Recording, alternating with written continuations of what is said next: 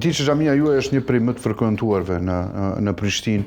Çfarë ka të veçantë aty tek ju? Xhamin tonë me 9 dhjetor 2016 e kemi marrë një shtëpi nga familja Kamberi dhe e kemi improvizuar dhe kemi shndruar në xhami. Është dhëruar në shfrytëzim nga kjo familje për një kohë të pacaktuar, nuk paguajmë qira dhe që nga dita e parë është në kuadër të Bashkisë Islame. Edhe pse është shtëpi, kryen shumë funksione, kryen shumë aktivitete edhe edukative, arsimore, humanitare.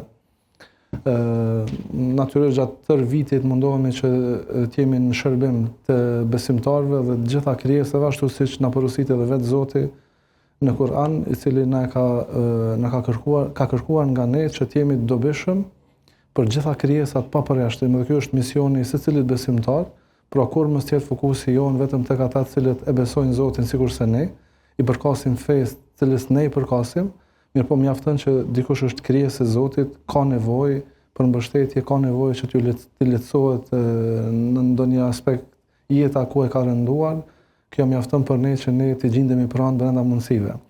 Pra në xhamin tonë kemi aktivitete si përveç adhurimit ndaj Zotit që e bëjmë, kemi aktivitete si kurset gjuhës angleze, kurset programimit, me që xhamia është afër ÇKUK-s, kemi parë të udhës që brenda mundësive kur dikush prej familjarëve të pacientëve që vinë nga qytetet larg prej Prishtinës nuk kanë mundësi ku ta bëjnë xhumin.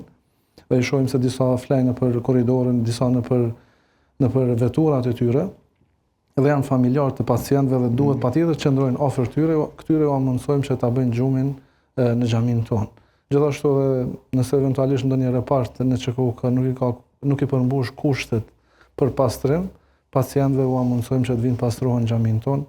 Nikosisht tani është edhe viti i 9 ku xhamia jonë shtron iftar gjatë tërë muajit bekuar të Ramazanit dhe për këto pak ditë që kanë kaluar deri më sot kemi shtruar mbi 1000 iftare. Për të kaluar pak prej temës së Ramazanit, ka gjithmonë nevojë të njerëzve për të komunikuar. Në katolicizëm e quajnë rrëfim, tek ne e quajmë me shku te hoxha.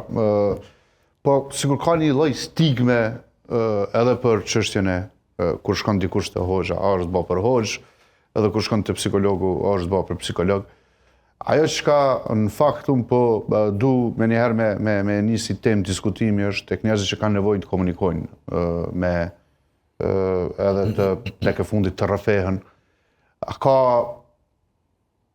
të themi kriter të mjaftueshëm që dikush të drejtohet tek hoxhallarët tanë për rrëfime, për bashkëbisedim?